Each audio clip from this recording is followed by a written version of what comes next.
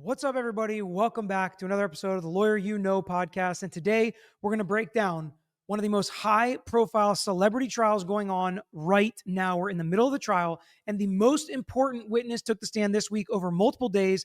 The alleged victim in the case, both lawyers, especially the defense, believe in order to find guilty for the prosecution, you must believe this victim's testimony. And he says you won't.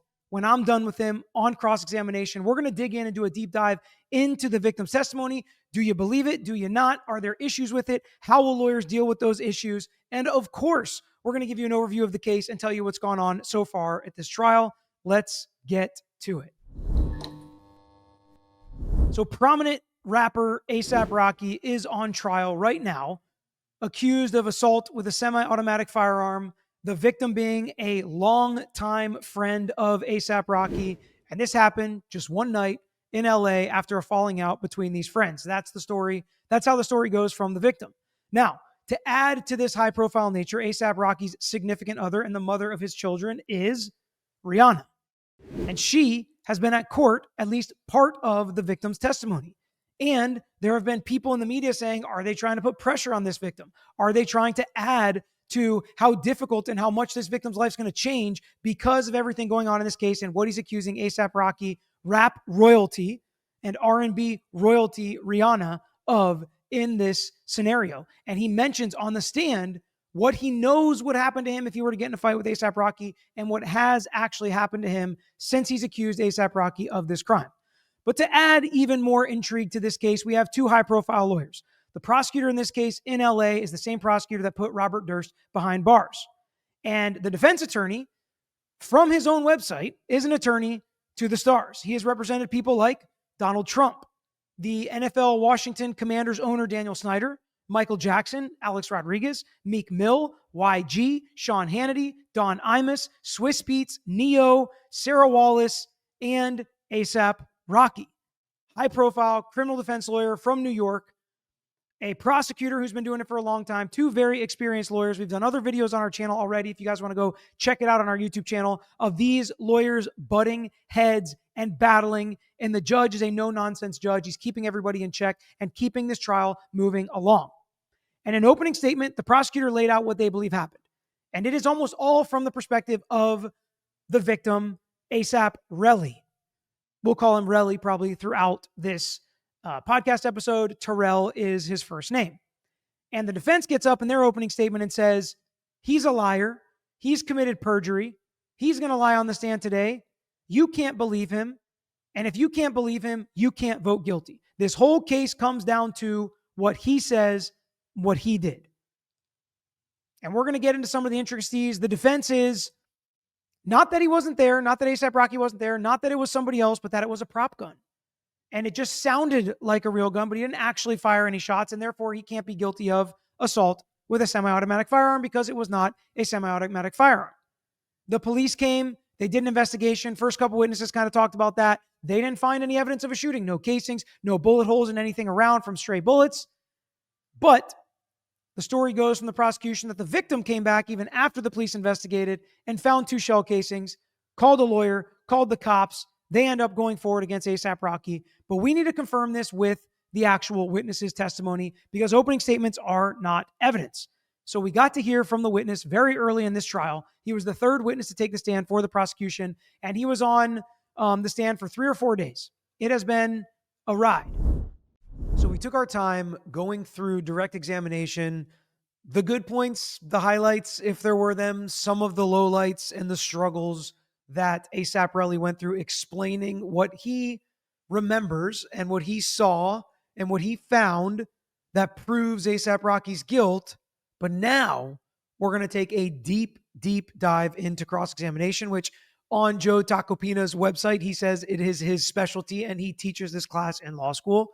And he uses so many different things and presentations and social media and video impeachment, written impeachment, verbal impeachment, cell phone recorded calls impeachment throughout this cross-examination. We're going to dig into the fights between the lawyers. We're going to dig into the fights between Joe Tacopina, the defense lawyer, and A$AP Relli. And we're going to listen to the judge yell at basically everybody in the courtroom throughout this cross-examination. There were so many times I had to back this up and be like, did that really just happen?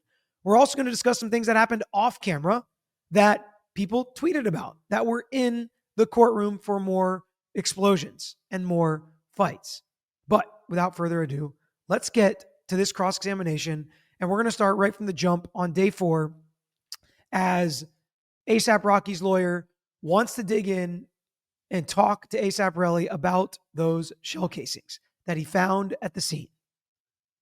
By the way, the audio is not awesome in the courtroom, and last night happened to be flag football for my son. He had an awesome interception, and my nephew's senior night. He plays on the high school basketball team, and he lit it up. So my voice is a little shaky because I was using it big time last night. Let's get into it. Sure. Remember when you came back to the scene on November 6, 2021? Yeah. Like an hour later, whatever that time was, right? You gotta explain something too fast. You gotta explain what you mean. Like, you're talking about the actual shooting when I went back. Did you go back to the scene after the incident on November? I sure did. You sure did.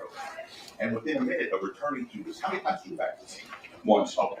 Within a minute of returning to the scene, you located the shell casings, correct? No, not within a minute. I had to take a little while to look for it. So he says, within a minute, you found the shell casings. He goes, no, it wasn't within a minute. I had to take a little while to look for it. Okay. This is like right at the beginning of Cross. This is just going to give you an example as to how Cross is going to go. And again, Taco Pina in the opening said, he's going to lie. He's going to perjure himself. I'm going to impeach him, all this stuff. Well, guess what? Starting out 1 for 1. That's why I just said within a minute or two, correct? I did not catch that. Well, I said within a minute or two, but it took some time. It's not plural, but you know what I'm saying? No, you said within a minute or two. You know what I mean? A minute or two. He said 2 to 3 minutes. 2 to 3 minutes. Was that right? 2 to 3 minutes? 2 to 3 minutes. That was the testimony. Thank you, Ron. 2 to 3 minutes, right? So this is unusual, first off. So they're kind of arguing, and the lawyer's like, you said you found it within a minute or two. He's like, no, I took a while. And they both look at the judge, and the judge is like, he said 2 to 3 minutes. That was his testimony yesterday. It's like, first off, is that from the judge's notes? Because that could be imperfect as well. It's not exactly the record. Not saying the judge made a mistake, but to have a judge confirm an answer of 2 to 3 minutes, which also kind of impeaches the witness who just said, no, it took a while. And then he's like, well, yeah, 2 or 3 minutes, a while after I started looking. It's like, what? So that's something that happened multiple times throughout this cross-examination. The judge would actually step in and clarify and say, Mr. Relli, whatever his last name is, Efron, did you say X, Y, or Z? That's what he's asking you. And then the witness would talk to the judge, and the lawyer would wait and let the judge clarify his questions and get clarification and try to explain it to the witness, which is interesting to me because, number one, if I'm the defense attorney, I don't know if I want the judge doing that. I want the witness looking like as big of a weasel as I possibly can. But number two, if I'm the state, it's like, judge, if the defense can't figure out how to ask a question the way that gets an answer, why are you stepping in and doing this? Now, in most jurisdictions, judges are allowed to ask questions. It was just very interesting throughout this cross-examination. Right? I mean, it happened 3 years ago. You asked me 3 years later. No, they actually have yesterday. Yeah, I mean, what you're asking now, everything is videotaped and timestamped, so. Well, there was a video tape, so yesterday, correct? Yeah, correct. Anyway, you said yesterday you found those showcases within 2 to 3 minutes of returning to the scene. Did you have a flashlight on you when you returned? No, No flashlight. I used the flashlight on my phone. Oh, you did? Yeah. Okay. And you know that there were 7 cops there before you were there, correct? How would I know that? No one told you that? No, I'm not talking about that. So he's like, you didn't even have a flashlight and you're not a trained cop, and you show up by yourself and you find it within 2 to 3 minutes. Yet 7 cops cased the scene with flashlights, couldn't find it. Pretty good argument from the defense. Now, just to clear up one thing, you were asked by the judge, it was 2 days ago, if you would meet with the defense attorneys to have an interview, correct? And you said no. Yeah. Okay. And you understand that's different. Yes, you and I had a meeting, so to speak, a preliminary hearing when you testified like this, right? Correct.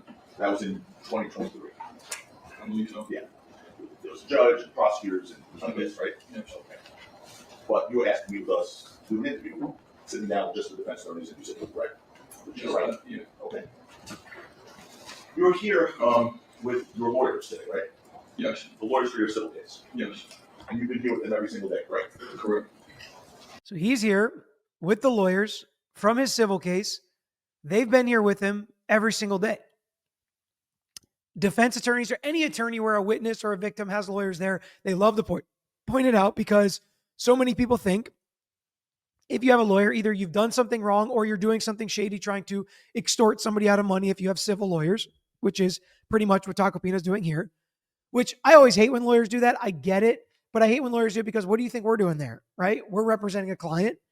So does that mean he's doing something wrong or she's doing something wrong? So don't necessarily love it, but I get it. And I believe I've been told and been shown pictures, I have not confirmed this myself, that his civil lawyers are none other than Ben Chu and Camille Vasquez. Now, I also don't know because there's multiple civil cases like against Rocky. I've heard there's a defamation case against this lawyer, I think, that Relli filed, which adds a whole other dynamic, especially when we think about what's going on with Blake Lively trying to block depositions from certain lawyers in the case.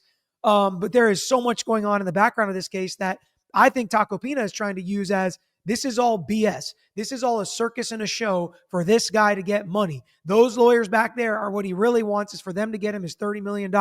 He doesn't even care about this case. And that's a theme throughout Cross.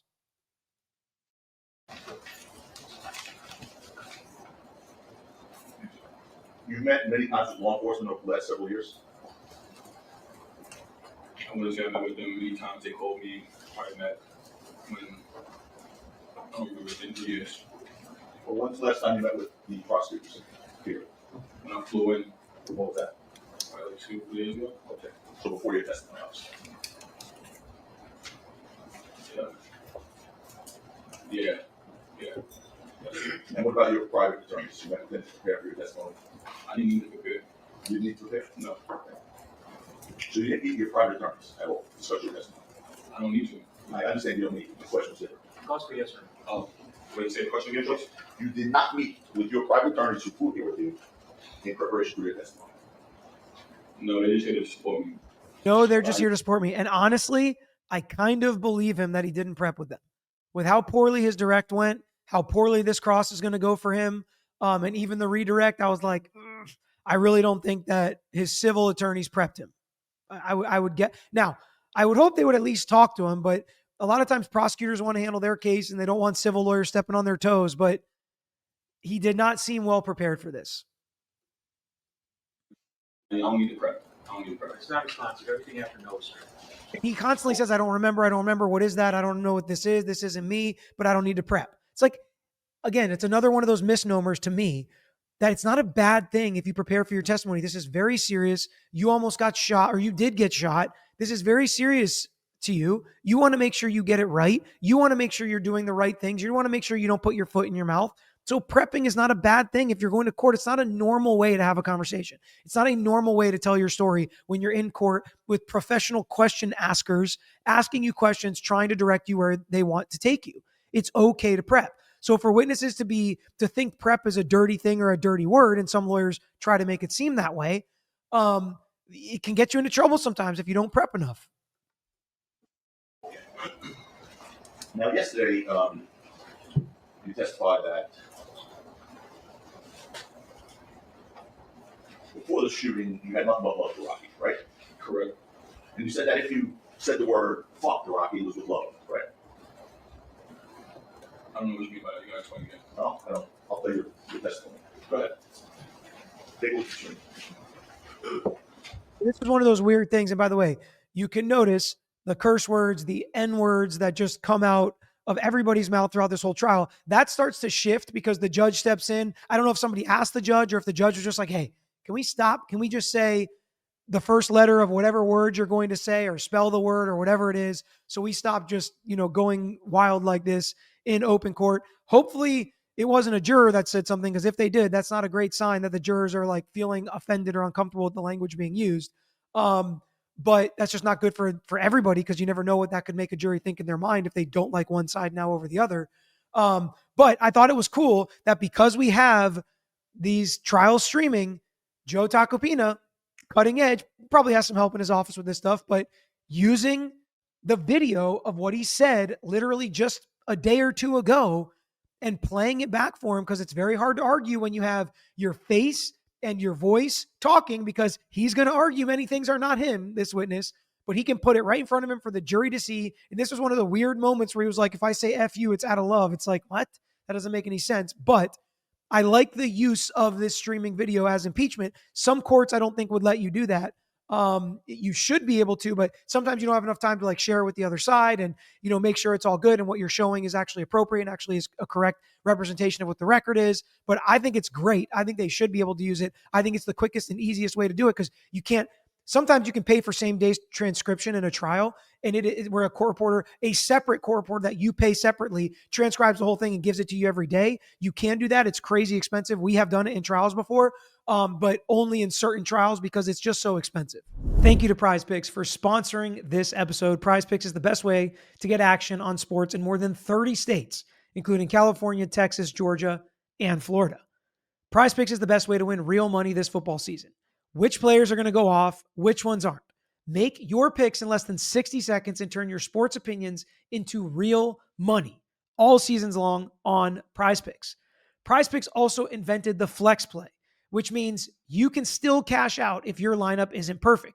So you set your entire lineup, and even if you still miss one of those, you can double your money. So even if you miss one, you're not completely out. So download the app today and use code LYK to get $50 instantly after you play your first $5 lineup. That's code LYK for $50 instantly after you play your first $5 lineup. PrizePicks, run your game. Text messages, I always still, like, how you say it, like, I'm going to almost pick them up for success. At the same time, like, you're doing bad. Okay.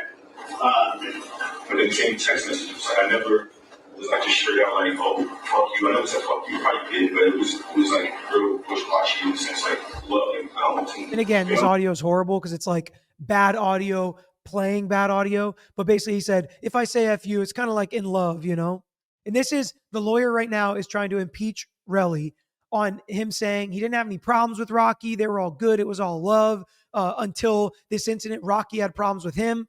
Just wasn't true based on these texts. And that's what he's going through to impeach him on that frame of reference. I'm not really got a response to that. That was your testimony. Yeah, but you can bring up the actual text message I'm talking about. We ain't got to go back and forth. All right, hold on. When anybody asks you a question, you lawyers, just answer the question. Don't volunteer something.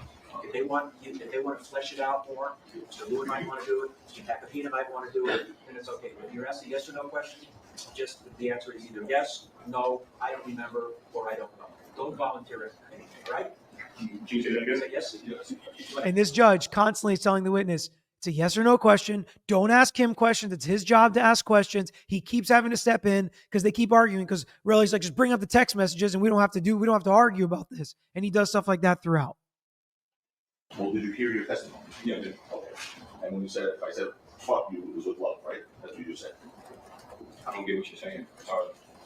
What did you hear yourself just say? I don't get what you're saying. Here's my question. Here it comes. What did you hear yourself just say? But what are you getting at? I don't get what you're saying. You already know what I'm getting at. But explain it again. I'm confused. So once again, he's refusing to answer the question because he's like, I don't get what you're saying. He's trying to act confused. The judge again has to step in and be like, answer the question. So when you start to look sneaky and evasive as a witness so that the judge in the first 10 minutes of your testimony on cross, everything was fine on direct, but on cross, if the judge has to continue to step in and tell you, listen and just answer, stop arguing with him, stop saying things to him that are not answers to the question. Yes, no, I don't know, I don't recall. If you want to explain your answer, fine. But the judge constantly having to do this is all being done in front of the jury. Not good for this witness. All right, let me just listen. He's asking you, did you hear your testimony? Mm-hmm. Yes? He's just asking you. Did I say it? Did I say, I don't know. Can you explain the question? Play it again. But yeah, No, I want to answer this question. listen to the sequence. I know text messages. I always come up with What you said, you can just saw. So they watch the video, and now this is when the judge, once again, is going to step in, clarify what Joe Tacopina is asking, and try to get the witness to answer. This is incredibly unusual for a judge. Frankly, I think it did make it go a little bit smoother, but I kind of, if I'm the defense attorney, I kind of want the jury to see this guy squirm and see him try to weasel his way out of answering a question we all know. Nobody says that in love. Nobody says these types of things that you're saying about Rocky in the text messages out of love. You had a problem with him. Doesn't mean he didn't shoot at you, right? That's what I don't like about when witnesses try to argue about things that are not important to the ultimate issue in the case. Let the lawyer look like the bad guy. Let the lawyer look like he's trying to distract the jury with smoke and mirrors. Don't make you look like the bad guy because you're lying about things that don't matter. I'm not saying he's lying. I'm saying if you're a witness and you're going to try to weasel out, or even if you're going to lie, because some witnesses lie, when you do it about things that don't matter, it's like twice as bad. Just wants to ask you questions about what you said. You just saw. Was that truthful testimony? Truthful, can you explain the question again? I don't know what I'm saying. Yes or no to. You just see yourself. No, but you're not explaining the question. Here's my question. I see myself, but you're not explaining. So what I'm supposed to say is yes or no to. Just listen. Did you see yourself? Did you see yourself? I see myself. Did you hear yourself? I heard myself. Was that truthful? What's truthful? What you just said. That I love him or like he was cool? I don't know what you mean. I said a lot of things. The part that you said, if I said, fuck you, it was sort of wishy-washy with love, you know? That part. Okay, that's true. True. Yeah. In fact, on September 18th, 2021, at 8:19 a.m., you text Rocky, fuck everything about you, fake ass gay nigga. Right? Of course not. Of course not? Okay. Let me show you the text message, John. So he says, F everything about you with, expletives and derogatory terms towards Rocky. And he's like, did you text that to Rocky in September of 21? Because again, he's trying to prove it was not a loving relationship on your end. He said, of course not. I didn't text him that. Well, guess what? They had the video to impeach him. They got text messages to impeach him. They got Instagram to impeach him. They got recorded phone calls to impeach him. Every which way you can possibly impeach a witness, Joe Tacopina does it in this cross-examination. I get people that don't like his style, and sometimes it can be over the top. Sometimes I think certain jurors will not like how forceful he is, maybe even his eye rolls and his boo-hoos and whatever he's doing. But in this cross-examination, he uses a lot of different ways, and you can tell he and his team have done a ton of research to prove their points, and they knew that Relli was not going to be able to contain himself. He had to argue. He was going to say he didn't do things that they know he did, and they come with the receipts and the goods here and show him some text messages. Take a look at that. What is that? Is it legitimate? Yes. And Relli, Hold on. This is defense. Susan's right. September 18th, 2021, 8:19 a.m. No matter how much the nigga tried, you not charged about anything changing. Fuck everything about you, you fake ass nigga. I dare hate you. Sucker ass guy nigga that you changed got to get. Remember sending that message? Bro, this is in 21. I understand. Everything we're talking about here today is in 21. Every text message he showed me yesterday was in 21. Yeah, but you asking me now, do I remember? You're not showing me nothing else that came into the text message, so I probably did right there. Is that from me? Yes, for real. Okay, that's cool. That's cool. Okay. So was that wishy-washy with love when you wrote that? I mean, you're not showing me the rest of the conversation, so I can't really. Was that wishy-washy with love? Yes. That was wishy. Yes. Sucker ass game. Yes. That was with love. Yes. I'm sorry, I'm trying not to laugh, but he's like, Tacopina's like, so you said that with love? He's like, yes. And he's saying it with a straight face. This witness is saying that text message with that was made with love with a straight face. And then what made me laugh is Tacopina said it again. You fake ass, N-word, dead, I hate you. Was that said with love? It's like, yes. And he just kept saying yes as if that was going to make it true. It's like, dude, don't look over here at this jury and take them for morons. They all know that's not true. And if they think you're lying about this, then maybe they're going to think you're lying about the shell casings and about the real gun and about it grazing your hand and about the important facts that you need to prove in this case. It doesn't matter if you hated Rocky. He obviously hated you. If you guys hated each other, frankly, that makes it even more potentially true that he committed this crime with you as the victim. So again, I just don't get why he's fighting these issues in a way where somebody who is much more experienced and well-trained at making you look like a liar when you actually look at something and say it doesn't say what it says. Tough start for Relli on cross. Then they start getting into money and the fact that money's important to him. He says, no, of course not. He starts talking about Wale, which I don't know if it's like the Wale, the rapper who I think has a song with Rihanna. But if it's him or if it's somebody else, a different friend with the same name, but they start getting into conversations like that, which will become more important later. And then they get into his story on Instagram called quote unquote lifestyle. You know, you can have those different stories that you name different things. And he starts getting into some of the things he posted on Instagram, which again, is money important to you? Just saying yes is okay. It doesn't make you a bad person, especially in this industry, right? Where money, they all talk about money in the entertainment industry, right? It's important to it's important to most people across the world, at least to some aspect and varying degrees. But if you have Instagram posts like this and then you say money's not important to you, again, it just makes you look bad. And you shouldn't give them any opportunity to make you look bad when your credibility is at the forefront of this case. So let's get into Taco Pina talking about his Instagram story. And you can tell Relli gets more and more annoyed the more they talk about Instagram, the more they impeach him. And the more you do that, the more it just makes a lawyer want to dig into your Instagram and talk about it even more. Again, going back to this because you just told the jury that portraying a lavish lifestyle of extreme wealth is not important to you. I mean, it's not. There's so much other important things in life, but I mean, you need money. Okay. I agree with that. There's a lot more important things in life, but you need money. But it's okay to be like, yeah, I was trying to make as much money as I could.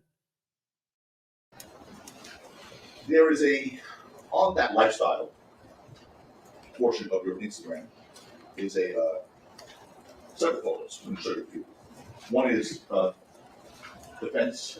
Help me out. Next order, D. That's something you posted, right? What is it? Okay. It's a photo from his Instagram lifestyle. It's 27. Dated when? Dated December. We'll get to the dates. Don't be worried. December 29th, 2022. That's you posting the Prada jacket, right? Okay. Okay. And what you wrote there. This is stupid, by the way. If he was just like, yeah, I like Prada jackets. Yeah, I wrote this stuff to try to sound cool. Like, big deal. But again, just like he said, when somebody, from his own words, somebody's holding a firearm at you and he said, use it because he would rather go 6 feet deep with his dignity or whatever. I think he doesn't want to sound like a poser. And so he's arguing with the lawyer about, again, who cares if you posted a Prada jacket? Who cares if you said, if you ain't about the money, I'm not with you or what? Who cares? Like, I'm trying to sound cool on Instagram. Like, that's a totally normal response that I think a jury would understand. And if I was the prosecutor, I would be able to make that argument pretty easily in closing argument. It's like, big deal. He was trying to sound cool. Who isn't trying to sound cool on Instagram? But instead, he argues with the lawyer. Jacket, right? Okay. Okay. And what you wrote there, if it ain't about money, I ain't liking you. No, it says Lincoln. Ain't Lincoln? So then the prosecutor, who also inappropriately pipes in a million times trying to correct what Joe Tacopina is saying, just like this, there's text on the screen. He said, if it ain't about money, I ain't liking you. Likin, right? That is liken. Last I checked, lickin is Lickin, right? I mean, I think I'm right. I actually didn't look this stuff up, but just how my brain works, liking is Liking. So licking is Licking. So if we just drop the G, this definitely is liken, but the prosecutor pipes in and says it's lickin, which is even weirder and makes less sense. But because the prosecutor said it, the witness starts to agree with it. And this is just off the rails. It's just off the rails because they're arguing with every little thing. Every little thing they're trying to argue with, to me, just makes it all look worse. Yeah. Like, why are you showing my Instagram? I'm already getting death threats. People threatening my daughter. Like, what's going on here? The whole world. The world threatening you? The whole world? Because of what you're saying.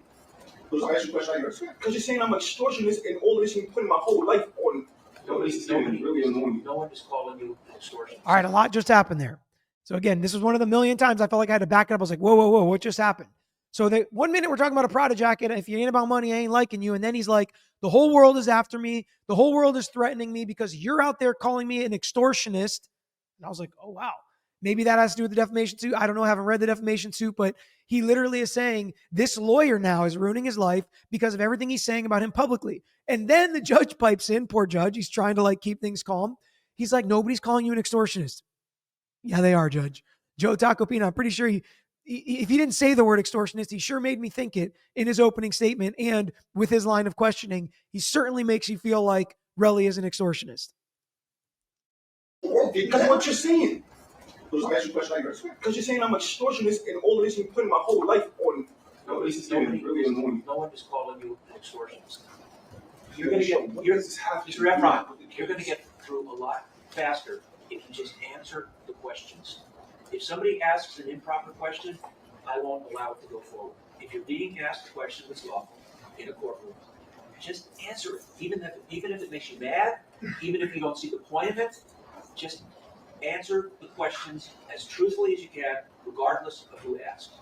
Yikes. Now, that comment by the judge, if the jury's listening, because all this is happening, they do way too much lawyer and legal talk in front of the jury, including this judge, in my opinion. Because right there, he's like, I'm not going to allow bad questions. So if it's a question that comes in, you have to answer it. And even answer it, even if it makes you mad, yikes. And answer it truthfully and honestly, no matter which lawyer asks it to you. Ouch. If I'm the defense, I might even bring that up because the judge said it on the record. I might be like, in closing, be like, when Relli was on the stand, the judge even had to tell him, whichever lawyer asks you the question, you still have to answer truthfully and honestly. Did you guys all notice a difference between when that lawyer asked him questions and when I asked him questions?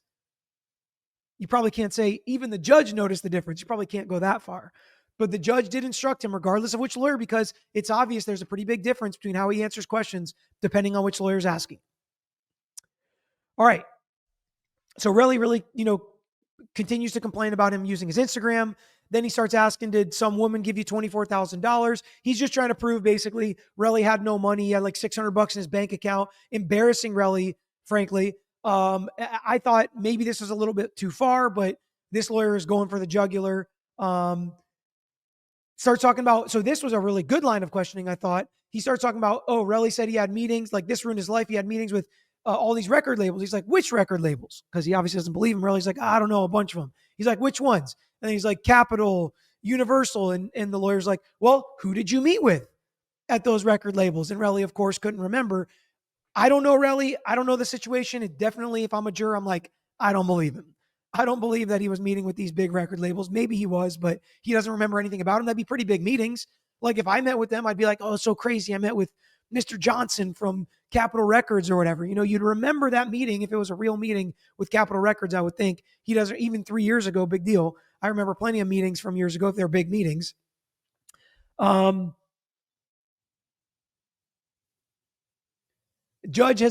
state objects a million times. The judge overrules him usually quickly and is like, you'll have your chance, chill. It's also the lead prosecutor is doing all the objecting and arguing. The other prosecutor, and I'm calling him lead, he's the older prosecutor. The younger prosecutor is doing a lot of the questioning, which is also unusual. Usually one lawyer has to handle both, but the judge, I think, made a mistake saying, no, you both can object and argue, because I think if he wouldn't have had the older prosecutor doing all this arguing, it'd be a lot less chaos, but that's what's happening here. We'll listen to a little bit of him drilling into, what he's lost as a result of, all of this happening. With all the labels I just told you, there's other labels too. I could probably find for you. Some said you had a deal. No, I didn't have a deal. I was seeking a deal for a joint venture. I could have had a deal a long time ago, but I created a whole company, which I wanted a joint venture instead of just selling off my artists. All right. So what specific deal you testified that deals were like? What other deals were like? I mean, everything. All my artists turned on me. My own A-type firms turned on me. Everybody. Well, which artists left you after this incident? My producers. Name the artists that left you. Nothing in the names. Yeah. Who's the artist? Which artists? I'd rather not name any names. So we get three objections regarding specific. Mr. Tackman is entitled to explore areas Mr. Efron testified to throughout history. And now he's like, I had large artists leave me. He's like, who? Tell me who. And he clearly doesn't want to. And again, this is what sucks, right? This is what sucks about being a victim in a case. You're supposed to be the victim. Your life gets torn apart. They try to make you look like a liar. They embarrass you. They make you tell all this stuff, and it really sucks. It really sucks. But once you go so far down a line where it feels like you're not being truthful about so many little details, you have the right to prove this guy maybe is not telling the truth about what he lost, what happened, who he was, what he was doing, and why he's doing all of this. And that's where we've gotten. It's always got to be a balance, and sometimes it's really tough. Like this. stage name or like their name? Stage. Cash was one of my performing artists. So he names a couple. He talks about the fact that, Taco Pina and ASAP Rocky and all this publicity around this. And Taco Pina tries to ask him questions like, well, no, you and your people actually promoted this and publicized this. Victim clearly denies that. And then we're going to get into, another little scuffle between the two lawyers that the judge has to handle. John, the court made a ruling yesterday about recording. You don't have to do that. Just play for him. Does that have speakers? Play for him there. Just so he. So what's happening now is the defense attorney is trying to play a recording. I think it's of him talking about potentially publicizing this. I don't really know. We couldn't hear it great. And it doesn't end up coming in. You'll see why. But he's going to play a recording for him and ask Relli, is that you on the recording? And interesting things happen. First off, the prosecutor's trying to block it altogether. Second, when they play it for him to determine it's him, the jury can hear it. I'm like, what is happening? A couple other times he puts headphones on, but for this, they just play it in front of the jury, and then you'll hear the interaction between Taco Pina and the witness. Just so he can hear the voices. It doesn't have to be broadcasted at this point over the loudspeaker system. Before it's played. No. The prosecutor keeps arguing. The judge is like, no. But the prosecutor's right. It's like you shouldn't even play it through the computer speakers if the jury can hear it. So don't play it through the loudspeaker, but you can clearly hear it. I shouldn't say clearly. I can't clearly hear it. It's audible, some noise in the courtroom, I should say. Just what the court's ruling was, no fault are to be played unless there's a foundation that both sides knew was being recorded. So Yeah, I didn't report the right me being recorded. So that's the court. Stop speaking objections. Let's first trying to argue to the jury, right? He's trying to argue things so the jury can hear him argue them as to why this is not reliable. find out if Mr. Efron recognizes the voices on the phone or on the recording.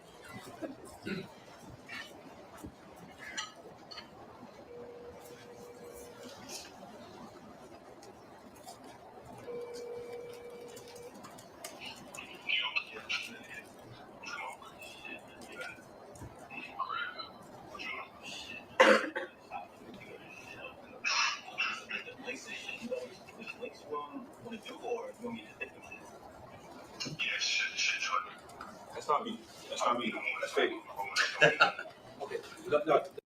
That's not me. That's not me. That's fake. That's what he says. And then you can, if you're watching this on YouTube, you can see Taco Pino walking back, clearly laughing, giggling. It's like, oh, this guy will lie about anything. And here's the thing.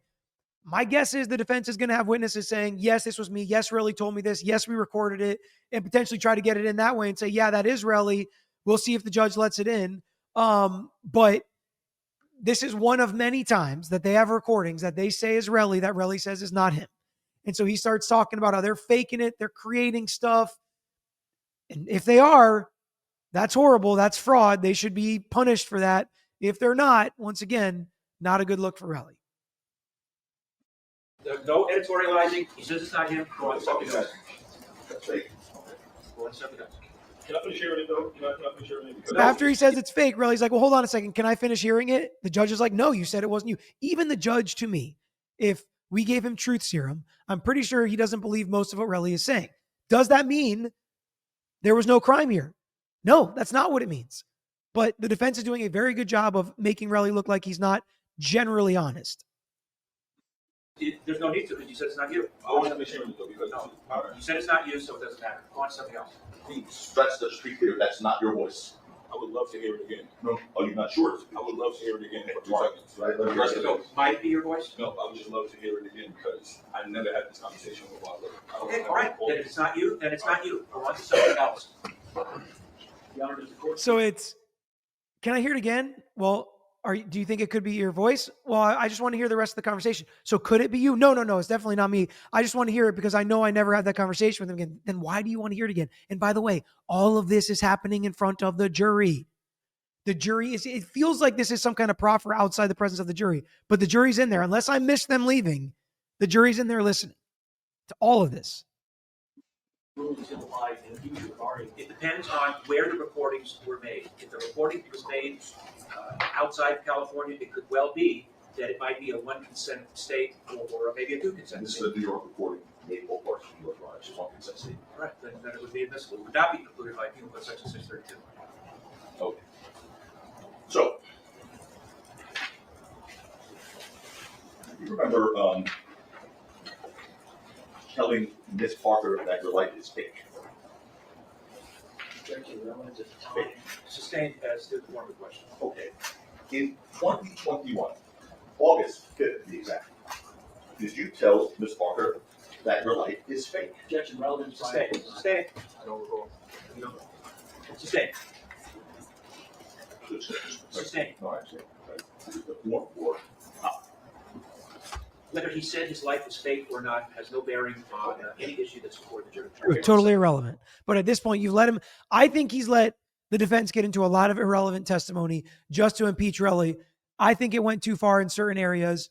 But I get it because there's also the element that the defense, part of their defense is he's just doing this for money. So, some of the money discussion, I guess I get why that's relevant. well, you called Rocky's life fake yesterday, right? Did you?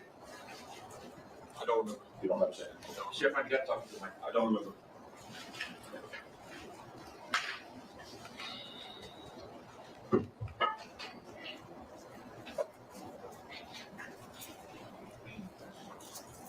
Well, I want to ask a question. I'm just not sure if this was awful. The defense, when this defense attorney says, "I want to ask a question, but Your Honor, I'm not sure if it's off limits," chances are it's the prosecutor is going to think it's off limits. Yes. So he goes and asks the prosecutor. No. Well, His Honor said it's off limits, but I'm not sure you will. So then he sarcastically says, after the prosecutor says clearly no, the defense attorney's like, "Well, His Honor said it's off limits," and it's like he's joking, saying, "Well, now I guess he's the judge." And then we get into another spat between the lawyers that the judge has to yell at them like they're children and like we're in class. And even as the camera pans away, you can hear the judge yelling at him. We're going to just listen to it for 30 seconds here. Well, His Honor said it's off limits, but I'm not sure you will. Again, you got to all right. I'm not His Honor, so you should not. Then he should have ruled. Can you two stop squabbling? It doesn't have to be on the record. Stop. Even at sidebar, he's like, "Stop. What are you guys doing?" There's more unprofessional things happening. Like Taco Pina at one point pulls up an exhibit and then takes it down, and you can see the index of all of his exhibits. They're really small, but that shouldn't be on the big screen published to the jury. The prosecutor blows up. Taco Pina's like, "Relax. You think they can see those little things? They're so small." You absolutely should not publish that in front of the jury, but you definitely shouldn't be yelling at each other in front of the jury. I feel like this judge has done as well as he can, but I think he talks too much in front of the jury as well. And so it creates kind of the vibe in the courtroom, and way too much extrajudicial conversation is happening that should not be presented in front of the jury. Basically just evidence, questions, answers, objections, and the reason for the objection, not a speaking objection, and the judge's ruling, overruled or sustained, should really be it. That really should be the only things coming in front of the jury, because all this other arguing, jurors are not supposed to make the decision on which lawyer they like better or which lawyer they think the judge likes better. And with all this extra conversation, sometimes I do think that it gives the jury more information to try to deal with and parse through than the evidence that's supposed to be presented to them. I really like the judge's demeanor. I like how he's not afraid to make the call. That's my favorite thing about a judge. Make a decision and stick to it. I just wish less was going in front of the hearing of the jury. Okay, a long break. The witness keeps saying, "I don't recall, I don't recall, I don't recall." After the break, I feel like that happened a lot more. He even said at one point, "I don't know how many times I can say I don't recall." We'll listen to just kind of a little example of that to give you guys a taste of it. So I said, I think that's what I wrote, but in the trend, like that's what I meant to write was I'm getting irritated. But then you said I'm getting rich, and that's when me and you started arguing at the preliminary hearing, like you was trying to get something out of me or something out of me. So you meant the right word irritated. When I first spoke to his manager, I don't remember what I wrote, but from what is there, yeah. Well, you saw the word bitch, right? You saw that message. I mean, but you flipped it so many times. That was a fast moment. You can't make me go back and think like something that I don't really. I definitely won't write his manager in the context. If you show the whole text message, where would it make sense? I'm getting rich. All right. You're not showing the whole text message. So You're just picking.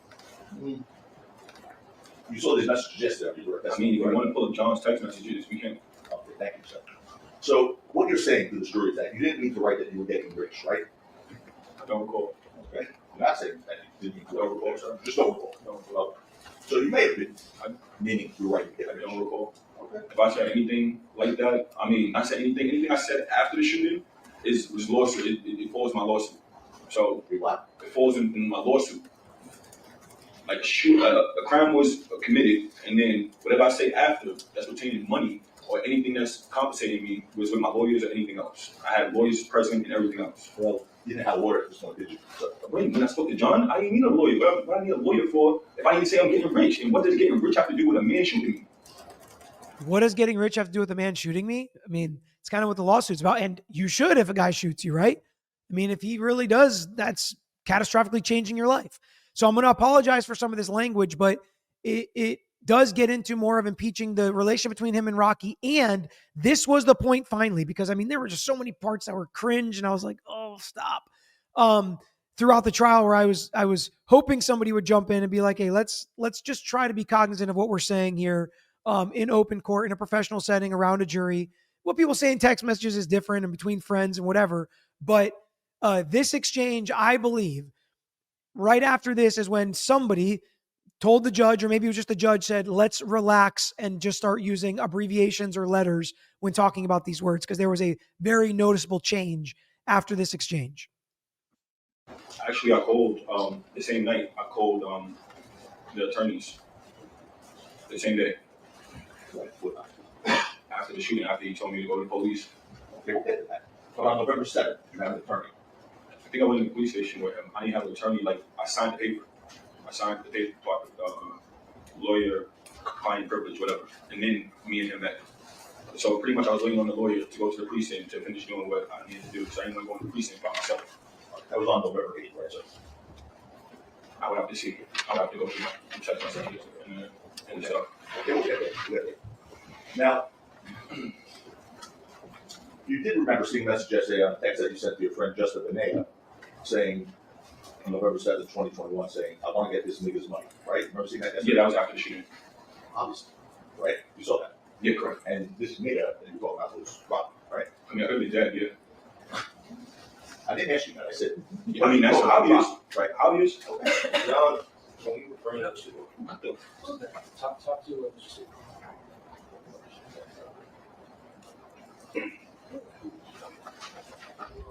You're successful in music and shoot, right? So, I mean, it's blatant. it's what? Blatant. Yeah, he's famous. You know? So couple F-bombs, couple N-words in there, and eventually, or right after this, everything changed with that. So we move on into some more abbreviations, which is good. Then there's another part where the victim starts talking about how you're trying to make it seem like I have something against this dude, meaning Rocky. Oh, also there was, what the victim said there was like, oh yeah, it's obvious I'm talking about Rocky. And it's like, that's not a good look for the victim either, because a couple things that have seemed obvious, you have said is not you or is not what you were saying. So, yeah. So they're going through more text messages again to prove that he did not like Rocky, is what the defense is trying to show here.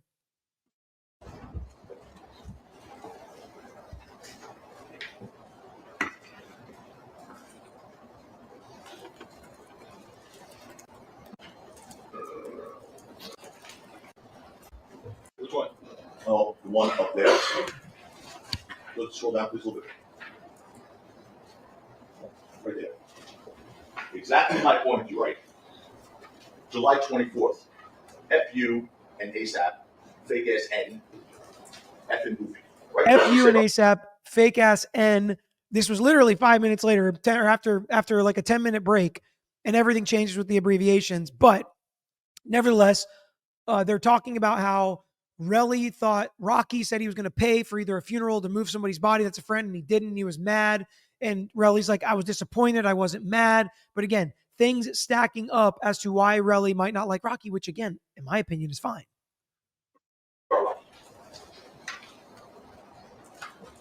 The guy you have no animosity towards, right? It's not animosity. Those are good neighbors.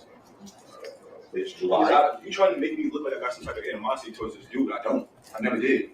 Never. To this day, I still don't. I'm trying to do it. To this day, I still don't now, he says. Which again, the lawyer didn't dig into that, but that contradicts what he said all trial. He said, not up until the shooting, but after the shooting, then he was dead to me. I knew it was all changed. We were never going to be friends again, whatever.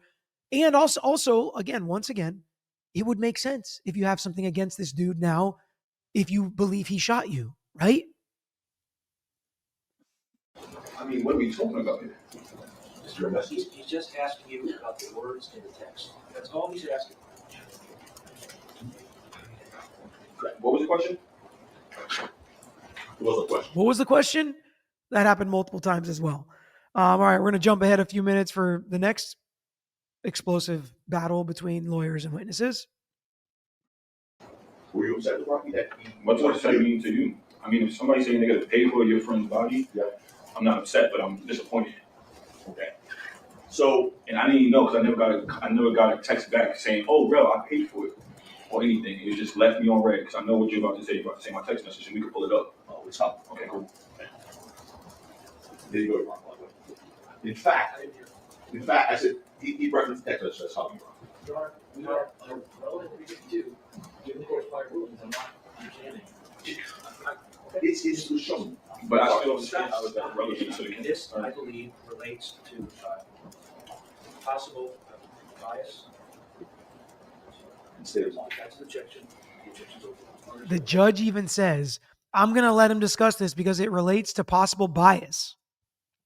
Again, you don't want the judge saying that in front of the jury. That's a sidebar conversation. You were lying. Okay. In any event, you found out that Rocky later paid for the entire funeral, correct? I never found out. You never found out?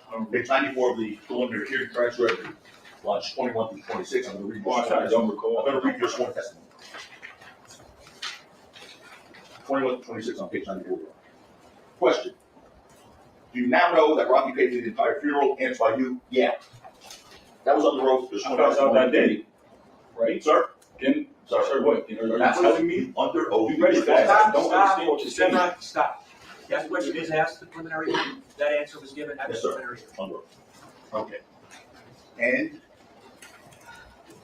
as you testified, if you like, I can read it to you again. Yeah, please. You were upset about that, right? No, can you read it again, please? Sure. Question 94, lines 1 to 2. You were upset, right? Answer, yeah. Okay. If he wasn't, Impeachment after impeachment. It's like, you were upset, right? No, I wasn't upset. I was disappointed. You knew that Rocky actually did end up paying for it. No, I didn't know that. Okay, let's look at the preliminary hearing. Yes, you knew. And yes, you said you were upset. Little things that aren't important, but they become big things if you change your testimony. paying for the kid's body, What you thought. yeah, I would be upset. Right, but you later found out that So he just did. changed his mind now. Yeah, I am upset. Correct. How did I find out? Through preliminary hearing? Is that what you're telling me? Or how did I find I out? just read it. I'll read it again. No, how did I find out? Sir, I'm not you. I You just read, I mean, you obviously know. I know what you said. You said it. Mr. Nakapina, Right. I mean, You confused me. You're supposed to all like, right, you got it? you gotta be clear. Stop. You've elicited what he said at the preliminary hearing. here we go. Who wants something else? I'm going to read him his answer. Question. Lines 21 through 76 on page 94. Do you now know that Rocky paid for the entire funeral? Answer, yeah. I heard that later. Okay? That's your under oath testimony. Now, because of All right. Or actually, we're going to listen a little more there. you thinking he did it in November and October of 2021, that he didn't pay for the body to be flown back in Josh's funeral, you were upset with Rocky, right? Upset about what? Okay. On November 16, 2021, here we go. You sent a text message to someone you called, hi, why, threatening, if Rocky don't do shit for this boy funeral, I'm gonna beat that N-word up. Did you send that message? I don't recall. Okay, we'll jump to you. Okay. This was put up this. Again, multiple times he's going to say, I'm going to beat Rocky up. another text? So, yeah, you rule on this one, so. What else is like?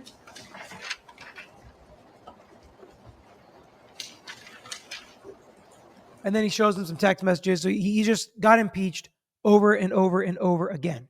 Then we get to some potential text messages that the defense say existed on Relli's phone that he deleted. And at first, he says, oh, that's fake. Again, just like the recordings. And then the judge has to step in and he's like, oh, never mind. Maybe it's not fake. And the judge is like, so did you delete those text messages? The judge is asking. And he ends up having to say yes. And we'll see and read what those text messages were that he deleted off of his phone and never mentioned. And the state never mentioned them until it's on cross. And the state gets mad and they say, well, judge, this is unfair because it came from the defendant's phone. It's like, why is that unfair? Your guy should have known he sent them and that he deleted them. And if he was being honest, he would have told you that. You know what we are looking at. So, by the way, we talked this earlier, and they agreed with this morning. This was struck earlier than due. The defense is going to show an exhibit. They have to show it to you first. You need this. That's it, that they're going to show. All right, can you look at it? Let's see it again. All right, go ahead. Okay. See, what wasn't on your phone, but remained on Rocky's phone, was what you deleted, Your Honor, Mr. Efron. Your Honor, that is no argument. Hold on. You're right. It's argumentative. Okay. Do you see the text messages you sent at This is 6:30 fake. a.m.? It's fake. It's fake It's also. fake. I never seen it. You don't even write. He literally starts out, it's fake, it's fake. I've never seen this. He don't write like that. I've never seen this. It's fake. Which is exactly what he sounded like when he first heard the recordings that he said was not him, it was fake. But listen to, he immediately changes like, oh, okay, yeah, that's real. Write like that. This dude would not write it. No. What are you talking about? By the way, it says, you got all these fake animosity towards me, LOL, beat me up, and I wish you would. Give me a reason, and you been P. And then Rocky responds with where you at, the text message we've already seen. But those 4 clearly fighting words from Relli, which again, if you're beefing, you're beefing. But he deleted all of them and never mentioned it until the defense brings it up. Guess what? That's not a good look. It's supposed to be Rocky right here? No, sir. No, sir. That's you writing to Rocky. Okay. That's right. Rocky's responding to you, WYA. And he's like, oh, I thought you meant Rocky said that to me. He didn't. It's like, okay. We've already been over these other texts a bunch of times.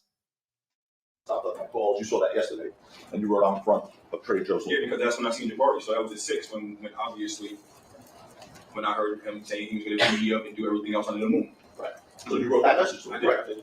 Okay. Why did you delete that from your cell phone before you turned it over to law enforcement? That assumes. I did not that just assumes stop. Not an evidence. Did you delete that text from So your cell phone? the lawyer's like, why did you delete it before law enforcement? The prosecutor, stop, objection, that's facts on evidence. So the judge is like, you know what, Mr. Prosecutor, chill. Let me get this fact and evidence real quick. Did you delete him, Relli? Literally, that's what happened. The judge is like, I'm going to put this fact in evidence. I did not just stop. Not an evidence. Did you delete that text from your cell phone? Yeah, but I didn't delete it because I handed over to. Did you delete it? Yeah. Okay. And he's like, yeah, I deleted it with a straight face. Like, it's no big deal. Yeah, but I didn't delete it for that reason. That's what he's saying. I didn't delete it because of that. It's like, it doesn't flow with the story you've been telling. It's wild. It's crazy that people do stuff like this. And then with a straight face saying, no, that's not why I did it. Question out. Why did you delete that string before you turned your phone over to law enforcement? So once again, Tacopina's like, so why did you delete it before you turned it over to law enforcement? And we have a long pause.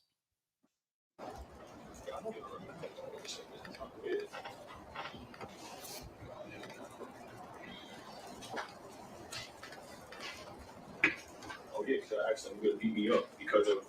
He's asked. You already said you did delete it. He's asking why did you delete it? I think I deleted his whole message, and that's why it popped up a whole new one. He's asking you why. Why you deleted it? I don't know. I don't remember. Okay. Which if you're not going to say I deleted it so it doesn't make me look bad, I don't remember is probably the second best answer you can give. So he's like, I really don't remember. Because to try to explain it now, thinking on your feet like that could get you into trouble. Okay. Anyway, But if it was me, I would have kept it. I mean, I'm anyway, you testified yesterday to this jury that when you went to meet Rocky on November 6th, that you weren't. I never went to go meet him. You gotta let him finish the question. You testified to this jury yesterday that when you went to go meet Rocky on November 6th, you weren't wanting to have a physical fight. Remember saying that to the jury? Is that the day of the shooting? Yes, sir. That's November 6th. What's that? It's okay. Okay. But what was your question? Can you say it again?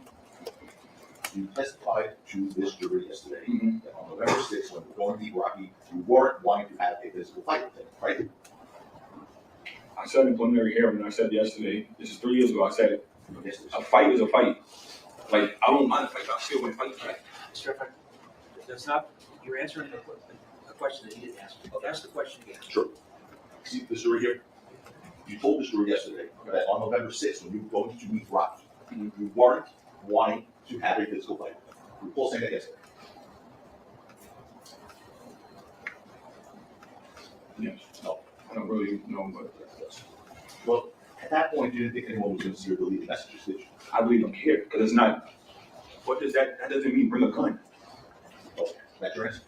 So he impeaches him saying, well, you said you didn't want to have a physical fight. Sure sounds like you wanted to have a physical fight with these text messages. That was the point of them. So then right before the day ends, and a good move by the defense attorney not to really blow this up into a big deal, because it when I heard it, I was like, you got to be kidding me. Is this guy serious? This is when I was all the way out on Relli, okay? I try to give him the benefit of the doubt, especially the victim. Some of the stuff I think he might not be being truthful with, I don't think is that big of a deal. But this made me think he is willing to do and say whatever he can at this point, because everybody should know this is not what you should say. It's not what you're allowed to say. Frankly, the judge could have held him in contempt, I feel like, when you say something like this on the stand as a victim, when you obviously know what's going on in the process. But listen to what he says at the end of the day when he's clearly frustrated, clearly feels beaten down. Listen to what he said about the process and how we know ASAP Rocky's guilty. Specifically, remember those words, sir? I mean, he's screaming it, he's saying, like, I'll kill you. Did he say those words, I'll kill you? Yes. You're sure? Yes. Okay.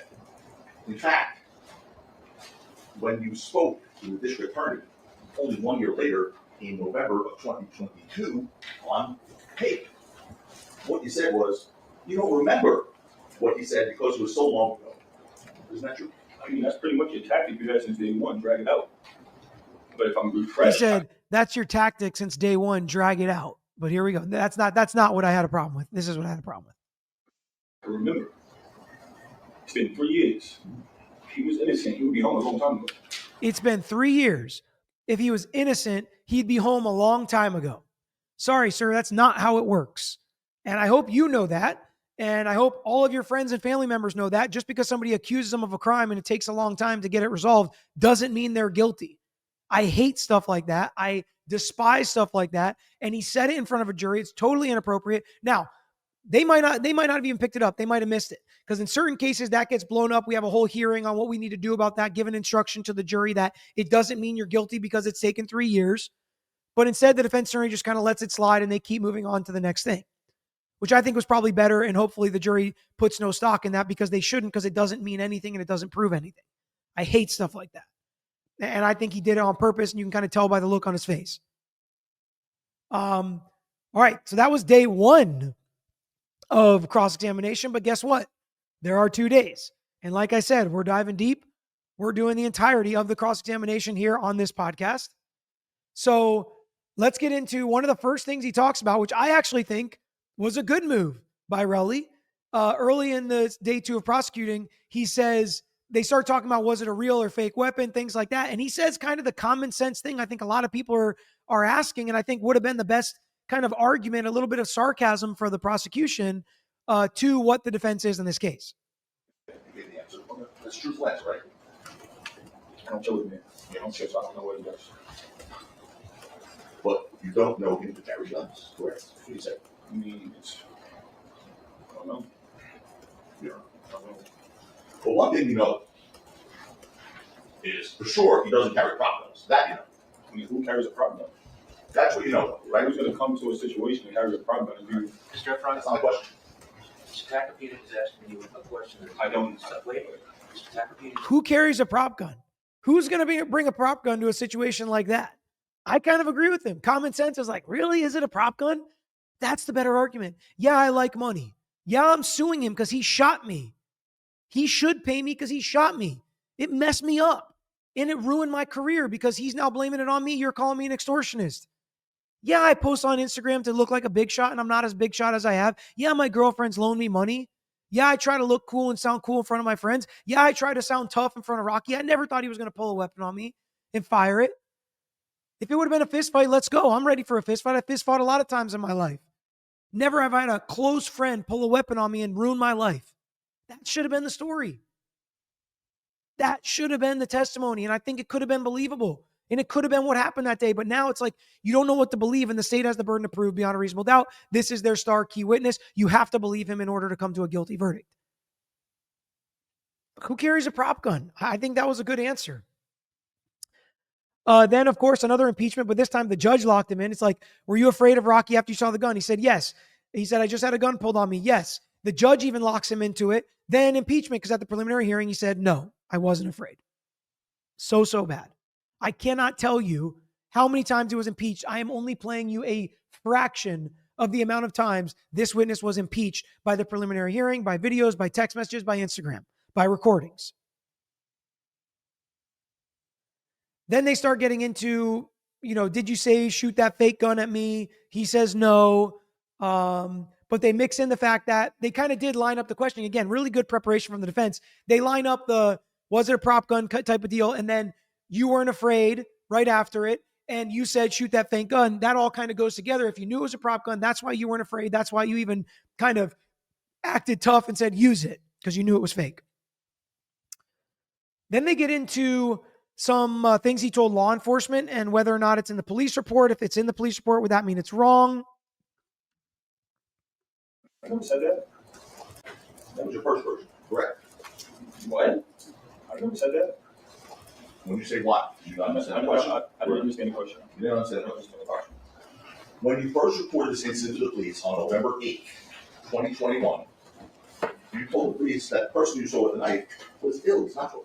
No, I never said that. Never said that. So if that were in a police report, that would be wrong. It would be wrong. Okay.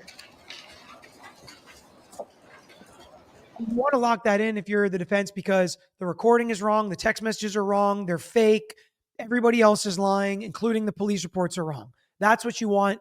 Everybody else is wrong except for him is the type of argument you want to make as a lawyer. You got the police report? I do. Okay. Hold on. Remember everybody's role? He's like, you got the police report? And Tacopina's like, actually, I do. The judge is like, chill. You answer questions, he asks questions. That's how this works. He asks the questions, you answer the questions. You don't ask him questions, he won't answer your questions. He asks, you answer, okay? That's what we're doing. All right? Being that you asked, would you like to see the document? No. You want to show us? The lawyer's like, well, since you asked, would you like to see it? Because guess what? Police reports don't come into evidence because they're hearsay. And he's like, well, you asked, would you like to see it? We can read it out loud here for everybody. And now he's going to get into evidence that he might not have been able to get into because of how this is going. Something? Show it. You're going to be honest, it's improper impeachment, it's not a statement of the witness. No. Explain. You're right, it's not a statement of the witness. Oh, wait. It's not a This is not statement. his statement. It's a summary. It's not, right? It's not. Yeah, we need to approach it. Let me see it. Let me see it. No one's going to approach it. Just let me see what you're talking about. And they argue because the state knows this is not good. They talk a little bit about whether he liked or hated Ills before. He said he felt something on his hand when the shots were fired, so he assumed he got shot. He didn't trust LA. That's why he went to New York for everything he did with lawyers and doctors, etc. That's why he didn't seek medical attention right away. The lawyer tries to mention drugs. Tacopina tries to get into drugs. Objection sustained clearly. Then we get to the casings. They talk a little bit about the video where he did say it was him, even though the prosecutor clearly wanted him to not say it was him, who showed up earlier than when he found the casings. He did say he went back with his girlfriend. And then, for whatever reason, I mean, I think we know why at this point with Tacopina, he wants to show a picture of his girlfriend and say, is this your girlfriend? And I was like, that's weird. Why would we need to see a picture of his girlfriend? And then as soon as he shows it to the prosecutor, listen to the prosecutor's reaction. This is him just getting into, is this Relli's girlfriend that he went back to the scene with? Is this your girlfriend? Is what he wanted to ask. Like you to take a look at this photo and tell us if this is Miss Parker. We'll show you the picture. Oh, are you kidding me? I'm not kidding you. I'm not kidding you. The prosecutor's like, are you kidding me? Tacopina's like, I'm not kidding you. Are you kidding? Just don't show it to anybody. Just bring it up. The judge looks at him with such disappointment. He's like, don't show it to anybody. Just bring it up. And they have a sidebar on the issue. I mean, it's just wild. Everything, this just doesn't happen quite this often in most trials. You can have some moments, but this was like 2 days straight of chaos in this cross-examination. Okay.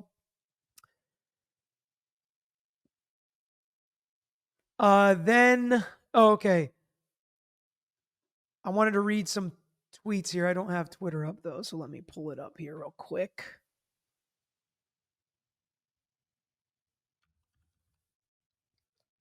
So Meghann Cuniff, I think that's how you say it.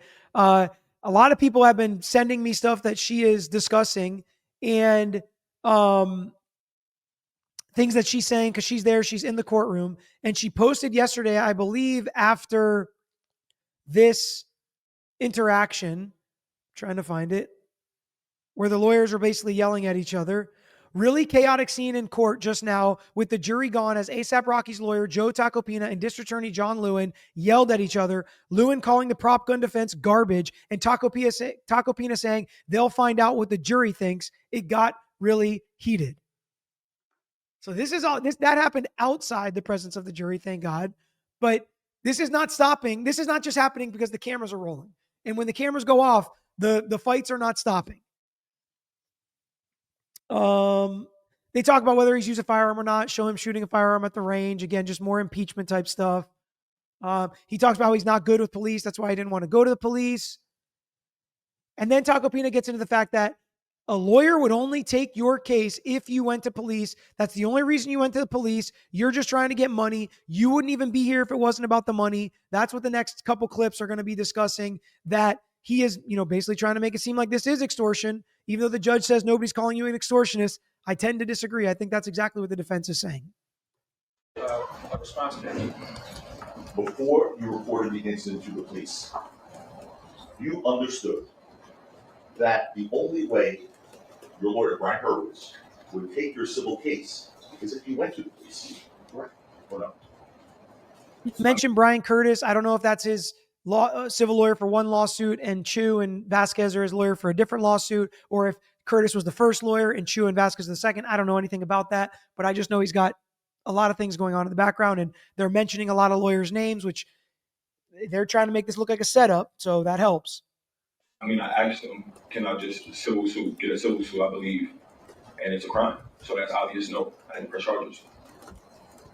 So he told you the only way he would take your case. He didn't tell me the only way. I asked him. I'm asking questions. You are on page 134, line 25, 135, line 6. And it was so long ago, I don't remember when I talked about with Brian. Page 134, line 25. 135 lines. I'm sorry, 134, line 25. 135, line 6. Okay.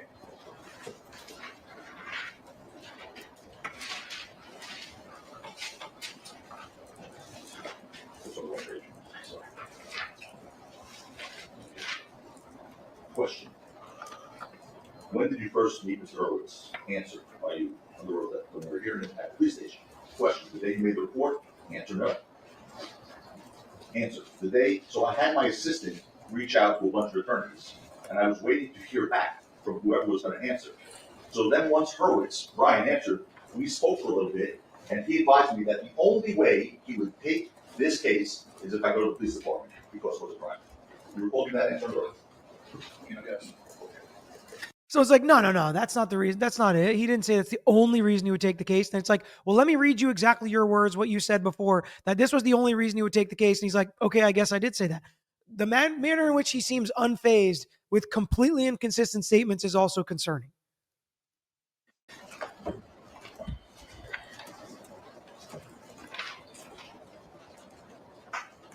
We talked about that individual, Wally Sejemi, who you said you knew, correct?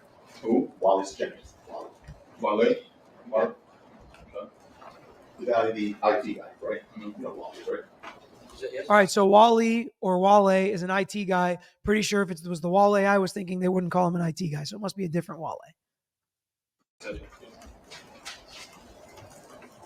Did you tell Wally in August of 2022 that you can't sue someone with circumstances like that without a criminal action?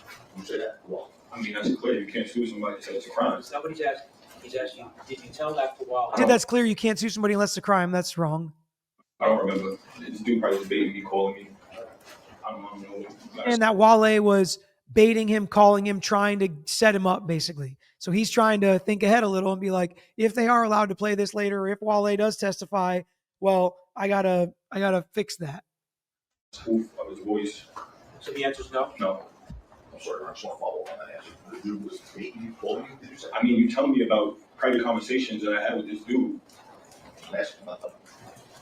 I mean, Because you're asking me about private conversations I had with this dude. So now are you admitting that that was you on the recording? the phone call you played yesterday was not me. That was not you. That was not me. That was fake. That was fake. 100% fake. You would agree, sir, that you really didn't care about getting the police involved in this case. What you really wanted was money from Rocky, right? This is not a civil suit. I don't know. He's asking you a yes or no question. Ask the question again. Can you ask a question? Sure. You agree that you really don't care about getting the police involved. Your end game was to get money from Rocky, right? Yes or no? No, I wanted some type of protection too. He was not giving me no type of comfort that this was not going to happen again, nor. So, regardless, I was with So the answer is no? No, I was with The answer is no. Yeah. Well, did you tell Wally in April of 2022, I don't give an F about no police and word? You said, well, What's the contents to that? What is that about? about this case. But you generally not. What are you talking about? Based on Taco Pina's like, it's about this case. the question, would be a real further foundation. You asked if you made a statement to Wally. I don't know. I don't. Objection foundation. Just a second. Just a second. Okay.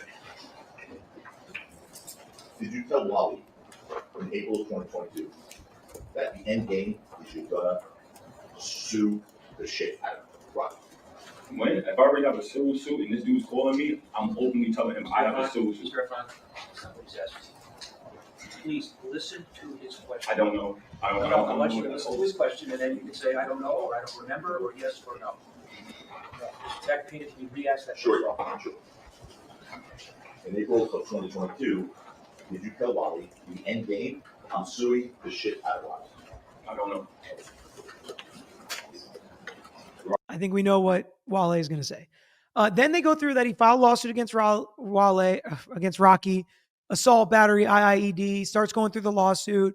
He asks what permanent physical damage you have as a result, and he says none, which to me is interesting. I haven't read the civil suit, but if he asks for future pain and suffering or future medical damages for any physical injuries, and now he says he doesn't have a permanent injury, usually a lot of claims are connected to, is this a permanent injury? A jury has to find that in order to give certain damages.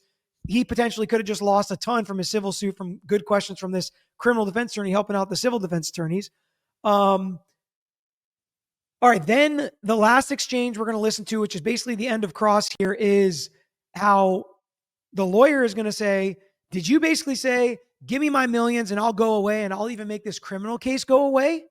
Did you say that about Rocky?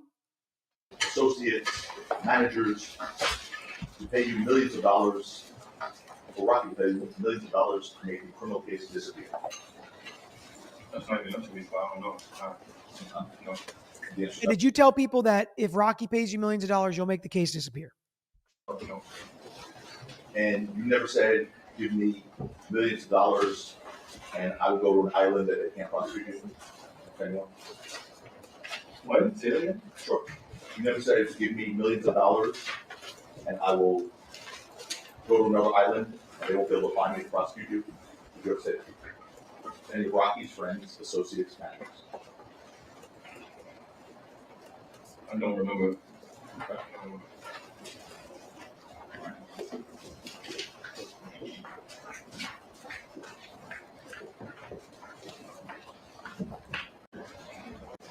never knew the amount. That the lawyers made a demand for $30 million, correct? I never knew the amount. You never knew the amount, $30 million? Was it no? No. Did you ever make a demand, you personally, for 30 M's or $30 million? Like I said, I never seen an actual lawsuit. I never made a demand. That's not what he's asking. I can demand to somebody? No. No. I'm going to ask you if you said the following while he's a Jimmy. Okay, just listen to me tell me if you said the following. He, being Rocky, is going to have to deal with that and his political ties and everything else, because once I walk away, when I get my cash, the case gets way weaker. It's just like domestic violence case. If you hit your BITCH and your BITCH wants to keep going through with the situation, you'll go down. But if you're not there, then they're going against the state and it's way weaker. Sounds like he knows this criminal process pretty well from the victim side. He's like, if the victim doesn't, and I was not accusing him of crime, by the way. What I was referencing is him saying, if you're innocent, you don't sit and you don't wait 3 years, or if he was innocent, he'd be gone or home a long time ago. He knows that's not true, number one. Number two, he's like, hey, if the victim goes away, the complaining witness is gone. It's a lot more difficult to prosecute you. You can make me disappear. Just give me $30 million. That's what the defense is trying to set up here. And did he actually say these things? Because if he did, by the way, what's crazy about all this in my mind is a crime could very easily still have been committed. You can still pay victims, as we've seen it, to go away, even if they are a real victim and a crime has been committed. It just looks a lot worse and a lot shadier. If I'm not there, if he pays me out being Rocky, via through my lawsuit, I'll walk away basically. It's going to be hard for the DA to find me because I'm going to be on another island just relaxing. You get what I'm saying? They're going to be scrambling to find me because now they have to go against Rocky to say, and yeah, they have evidence of this and that and the third, but it's not going to be the same when you present it to the jury and you don't have the complaining witness. Did you ever say that to Wallace Jimmy? No. You did? No. Okay. And he said, no, he never said it. And they can't impeach him right now, but this is why. This is why the 50 impeachments they've already done are so important, because he said no with that same exact straight face over and over again throughout cross-examination, and then was impeached and either changed his answer or had a previous very inconsistent statement with what that answer is. That's why it's so important to do all that before you get to the crux of the argument as the defense, because at this point, I'll just tell you how I'm listening. I'm like, yeah, right, I don't believe him. If they call somebody else to say he did say it, I'm going to believe them. If they play a recording, I'm going to believe the recording right now because it's just happened too many times to him.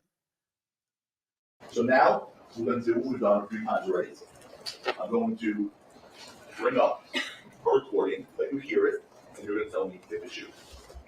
So, I mean, he's not excited about this, but they bring up a recording again, and look at how quick he says this is not him.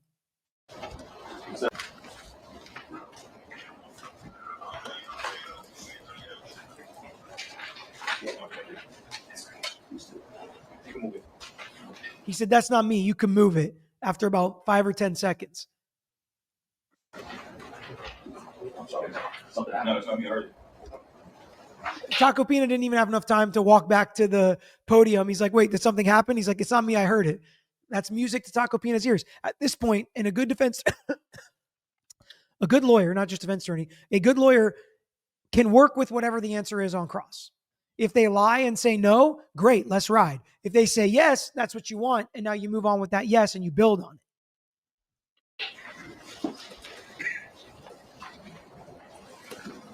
How long that recording for 2 years? Heard enough. How long? I don't know. She's played this. I heard it. Didn't sound like me.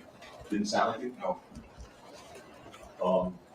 Is that fake also? I don't know. You tell me. Putting all type of fake stuff in front of me.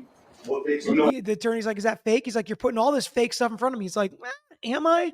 Or am I putting, if I was the attorney, I would have been like, were the text messages you deleted fake? Was your Instagram account fake? Was the video of you at the scene fake? I would have asked those questions. He didn't ask them, but I mean, this is multiple days in the cross. In hindsight's 2020, but it's like we both agree. Certainly, was the preliminary hearing fake? Because all these things I'm impeaching you with, even you agree are not fake. The only thing you say is fake is the recordings. No, stop. What fake stuff am I putting in front of you? I don't know. You just do Wally. I don't know. You just keep putting this fake stuff in front of me. Are you saying you don't know who Wally is?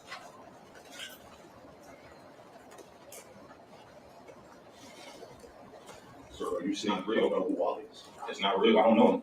I met him. I don't know of him. I know him. But this is beyond me. Have you used Wally doing work for you? No. You Asked him one time to get me verified. I told you that. Okay. He kept in conversation with me. Obviously, now I know why. What do you mean I didn't know why? What do you mean I didn't know why? That's it. I thought it was kind of weird that man brought me up in the first place. Mr. Efron, He's like, what do you mean now? You know why? I thought all these conversations were fake. stop. Ask another question. What did you just mean to this room? You said now you know why. Get the conversation. I mean, he always hits me up, asking me how I'm doing. Yo, that's fucked up. You know, Rocky, you're my brother. It's weird. He's baiting me into like spoofing my voice or doing something because now all of a sudden He's baiting me into spoofing my voice. Relli really thinks he outsmarted everybody here, saying, oh yeah, this guy keeps calling me because he just wants my voice so he can spoof it and create these fake recordings. That's what he's going with here. I don't find that to be a strong argument. You guys can let me know in the chat if you disagree. coming to me talking about why he's doing this, that, and the third, and none of the conversations I have. None of them. They don't even start like that. They don't even sound like that. He's more so asking, yo, how's the case going? Yo, that's fucked up. And I asked him, yo, you still work for Rocky? He said, no, I don't work for him. Ain't nobody really, real emotional. So you've had conversations with Wally. Not those conversations. I mean, he calls me probably once a month, every 2-3 months, and asks me very vague questions. Oh, how's it going, my brother? Oh, what's this? So you didn't have No, conversations. those are fake. Those are fake. So you heard about 3 seconds. It don't matter. How would you know? You over there. She's playing it here. Because I counted 1, 2, 3. You want to hear the whole conversation? No. I just want this over. Technically, he said it's not him. So go on, so he said. So that's where we're going to end the cross, because basically they wind it up here, and he sets it up where he did talk to Wally. He does know what Wally or Wale, whatever his name is, but those conversations were fake, and now we know why, because Wally kept calling him to try to spoof his voice and bait him into saying things. So this trial is just heating up. I think there's still a couple more weeks left, but this was the main witness. This was the key witness. And according to the defense, in order to vote guilty, you have to believe him. So their entire cross was making him unbelievable. And you tell me what you think at the end. Did you believe Relli? Did you not? And if you didn't believe him, do you think there still is a chance the state can prove this case beyond a reasonable doubt against ASAP Rocky? That's really the question I have for you guys as potential jurors that you're watching this. So put that in the comment section if you're watching on YouTube or Twitter, and let me know what you think about this testimony, this cross-examination. Thank you guys for watching and listening. If you're listening to the podcast, please leave a 5-star review. It helps out a ton. If you're watching anywhere else, give us a like and make sure you're subscribed on whatever platform you watch. Till next time, I am out of here. Thanks for watching another episode of The Lawyer You Know. If you enjoyed the episode, please hit the thumbs up and share with your friends who may be interested here on YouTube. And don't forget to subscribe. You can also follow us on Instagram, Twitter, Facebook, and TikTok. And don't forget to check out the Lawyer You Know podcast with new seasons dropping every quarter. If you have a case you want to talk to us about, if it's a personal injury case, wrongful death, catastrophic injury, car accident, or slip and fall case, please email us at lawyeryouknow@gmail.com. And of course, all these links I just mentioned are included in the description below on this episode and every episode. So until next time, this is Peter Tragos, The Lawyer You Know.